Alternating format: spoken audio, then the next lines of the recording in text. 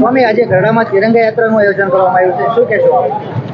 ગઢડાના સમસ્ત નગરજનો દ્વારા આજે આપણા હિન્દુસ્તાનના સેના દ્વારા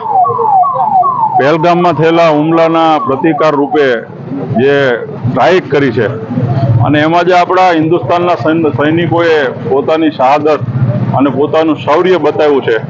એને વિશેષ બળ મળે એને અભિનંદનનો આજનો કાર્યક્રમ છે. આપણી સરકારની ઈચ્છા શક્તિ કે જેમણે આજે આવો જબરજસ્ત નિર્ણય લીધો અને જે કાર્ય થયું છે એની સમર્થન માટે આજે આ ગઢડાના નગરજનો દ્વારા ત્રિરંગા યાત્રાનું આયોજન કરવામાં આવ્યું છે. અને મારી એક વિનંતી છે નગરજનોને, આપણે ખાલી ત્રિરંગા લહેરાવીશું, વાતોથી સમર્થન કરીશું,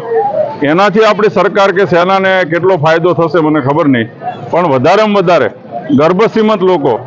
ધનવાન લોકો છે એ સરકારનો વિશેષમાં વિશેષ ટેક્સ ભરી અને આપણા રાષ્ટ્રના ડિફેન્સની અંદર એનો ઉપયોગ થાય તો આપણે વિશેષ એને મદદ કરી કહેવાય એવું મારું માનવું છે.